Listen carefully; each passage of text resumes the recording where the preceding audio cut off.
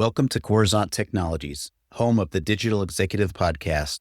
Do you work in emerging tech, working on something innovative, maybe an entrepreneur? Apply to be a guest at www.coruzant.com/brand. Welcome to the Digital Executive. Today's guest is Dr. Kurt Love. Dr. Kurt Love is the founder and managing director of INA Consulting and Educational Services, as well as an educator and management consultant. As the creator of the human-centric leadership model and community thriving spectrum, he helps organizations move past basic compliance into true human thriving. His data-driven systematic approach transforms workplace culture, proving that employee well-being is a paramount condition, and least understood, that drives financial success. Well, good afternoon, Kurt. Welcome to the show. It's a pleasure to be here. Thank you. Awesome, Kurt. I appreciate it. And I know you're hailing out of the Hartford, Connecticut area. I'm in Kansas City. So again, appreciate the time navigating, traversing the globe today to make this happen. So Kurt, if you don't mind, I'm going to start with your first question. Let's start with your journey. You're an associate professor, an elected school board member, and now the founder of INA Consulting. How did your path as an educator lead you to building a consulting practice focused on workplace thriving? This is something that's been evolving over time for me, but it seems that there are a lot of areas where they're overlapping between the world of education and business makes sense. And I think a lot of times people have thought in one direction, how business can influence education, but it's become more and more obvious to me that there's some skill sets in education that make a lot of sense to have become more at the forefront of leadership within business. So a little bit of that is where we as teachers have to, I always joke about this, right? But getting a bunch of 12 and 13-year-olds to do algebra, this is not something that 12 and 13-year-olds wake up to every morning and go, gee, I can't wait to go do algebra. So how does that actually happen, right? What we do as teachers is we become really, really very high tuned in how do we create relationships? How do we create support? How do we sort of maximize and optimize somebody's ability to be productive? And that just makes sense in the business world or in any organization, really. It can be a nonprofit. It can be a government agency. And I think a lot of times when we become adults, the adulthood can be quite a grind. Every day can be filled with challenges. And if it's good stress that's helping us grow and feel accomplished and challenging us in ways that are just overall positive, that's a good thing. But if it's the kind of grinding down chronic stress that doesn't seem to relent, it doesn't seem to have any goals in mind, that can really bring us down. And I think there's something to be noticed and something that we can lean into in terms of management, in terms of leadership, and just in terms of really supporting each other through the different goals and the different projects that come with our jobs and our workplace. So there's a lot of, I think, learning that can happen that can be really, really profitable and make the workplace a lot better for everybody, leaders and staff included. So that's kind of the overlap that I see. Thank you. I appreciate that. And you did highlight education and business do overlap. They work hand in hand. Mm-hmm. And you went into stress a little bit, which can be healthy. The good stress can be, and it's positive for your advancement and growth in life and career, et cetera. But there is a lot of bad stressors out there, and we know that. But with your help, with some learning here, we can learn how to tackle this and thrive in the workplace. And we'll talk a little bit more about what you're doing here in the next set of questions. Kurt, a central idea in your work is quiet cracking, the slow erosion that drives up sick days and turnover. How is that different from quiet quitting? And what does it cost organizations that don't catch it? Sure. Yeah, I think this is the very silent killer in a workplace, quiet cracking.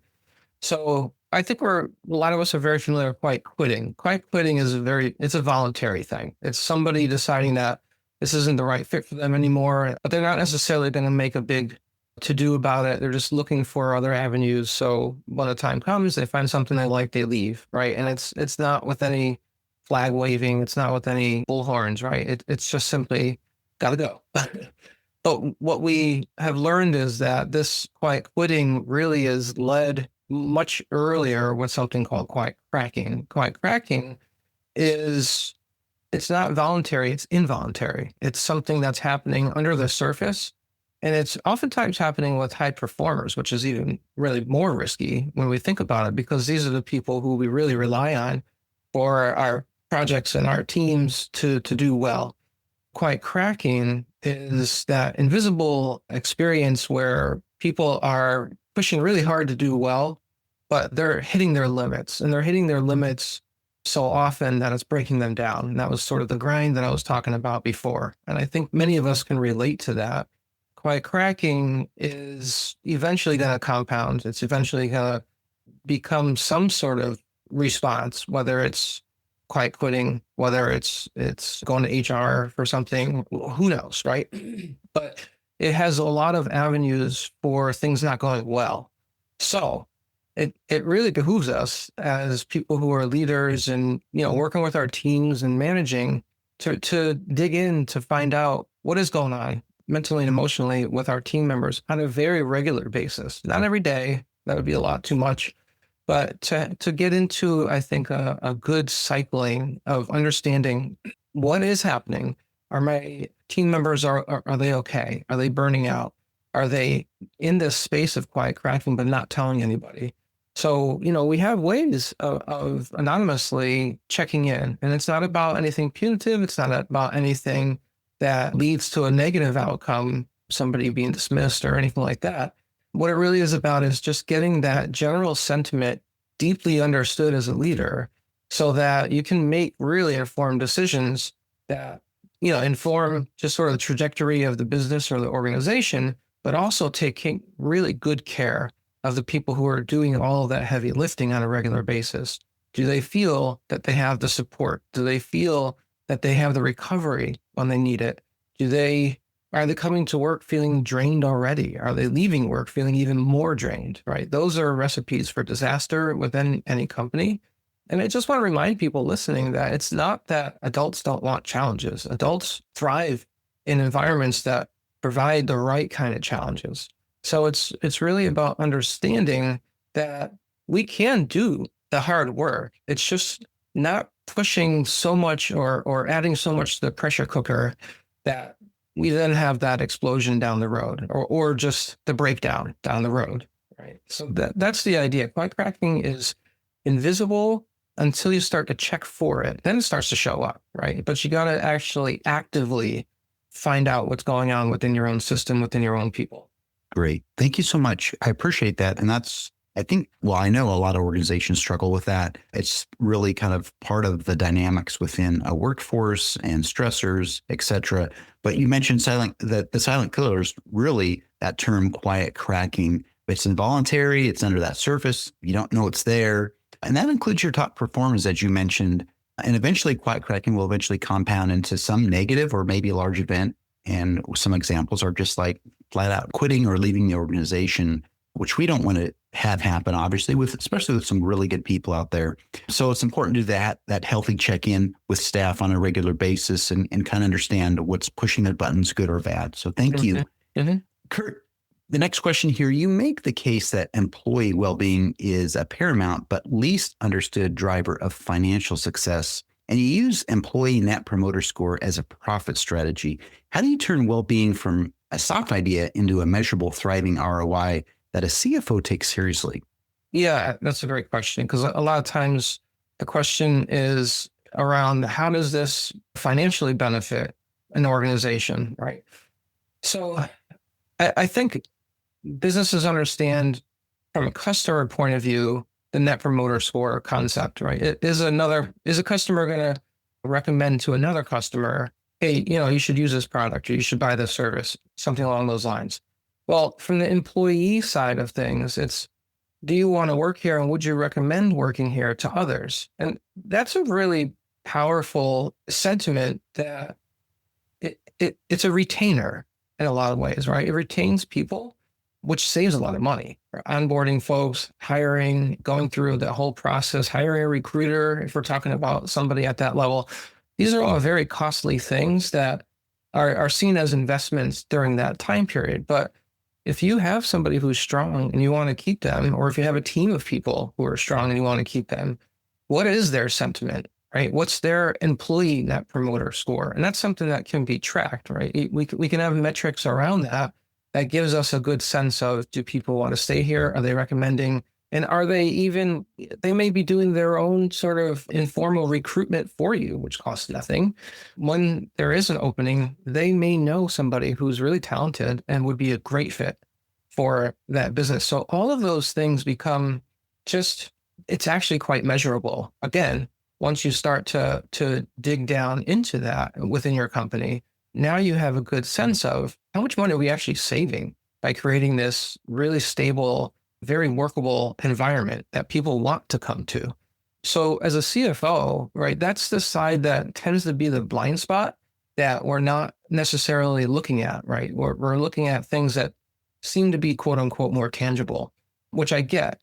But one of the biggest and most missed ROIs is this: how are we creating this environment that is optimizing the folks that are there, supporting them? Are they feeling good about coming to work, and are they recommending it to other people, especially when it comes time to look for new talent?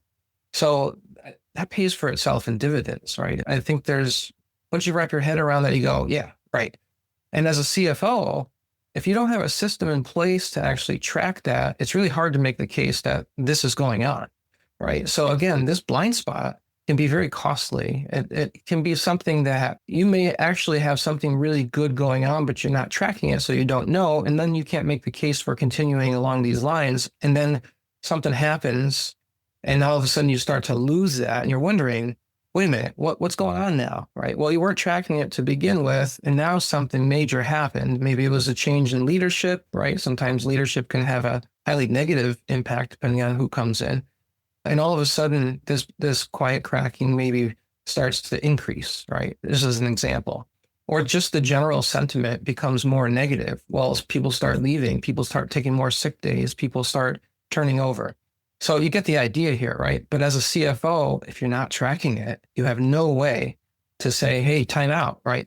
We have seen a major trend change here within our organization. What's going on? Well, we don't know. So we're going to start guessing and throwing the darts at the dartboard until we think we hit the thing that's causing all of that strife. Thank you. Really well put. And you talked about how does this also financially impact an organization or benefit, right? Negatively or positive. Here, you talked about, would current employees recommend others to work at that organization?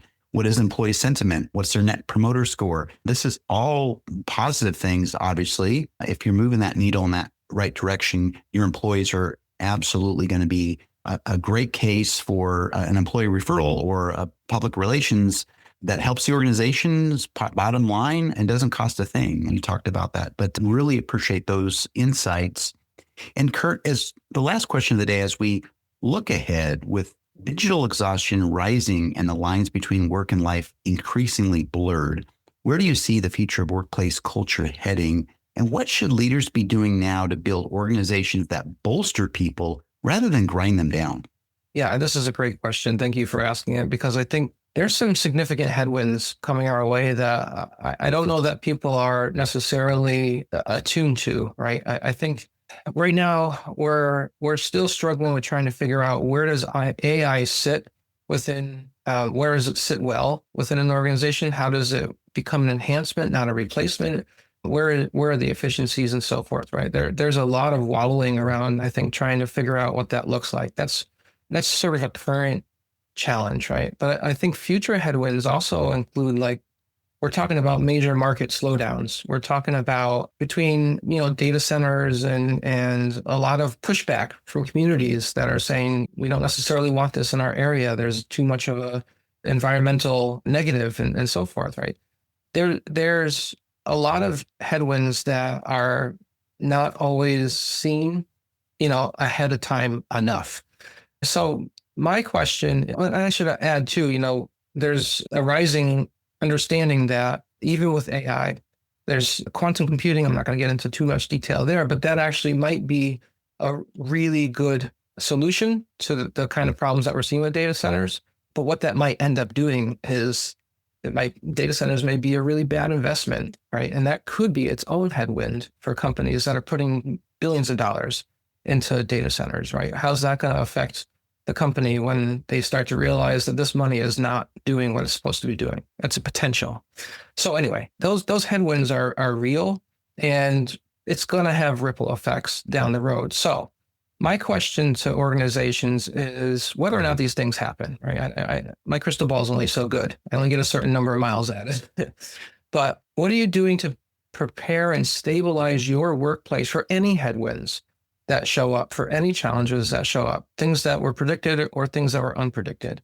How do you do that? Well, if you don't have that kind of stable work environment to begin with, things are going to get upended pretty quickly. And we've seen that in some big companies where thousands of people were laid off, right? Just almost on the impulse or the whim of, let's see if AI can take care of all this stuff. And it turns out it really can't. So this is crucial to any organization to have that kind of inner stability, that inner thriving going on, because as problems arise, people really do step in and step up a lot of times to take on, these challenges. And they're willing to do that if they feel like there's trust, if they're being valued. And that's all good. Again, if we're not investing in that, though, if we're not tracking that, if we're not understanding the data around that as much as we understand the data with our customer data, then we're really missing out on something crucial to the survival of an organization or a business. So I think that's so important. And I think that there is a rising understanding that this has to be seen as just as important as other parts of what we're already measuring within our business or our organization. Thank you. I think that was really important that we are measuring the people side of it, not just, the bottom line, or that we have all kinds of KPIs that we're tracking as far as the company's strategic direction, but people should need to be the center of that. Absolutely. You talked about some of the significant future headwinds coming down our way with AI. Of course, I think there's a lot of positive. It's a double-edged sword, a lot of negative. And maybe, as you said, quantum computing combined with AI could be the magic bullet. But as you talked about, on the flip side, there's this massive, expensive, environmentally challenges that go into this, of course. But at the end of the day, Kurt, as you mentioned, we need to create a stable work environment, build that inner stability, need to invest in people and their well-being. And I think that's so important. So I appreciate the message. And Kurt, it was such a pleasure having you on today, and I look forward to speaking with you real soon. Yeah, appreciate it. This is great. Thank you so much. Bye for now.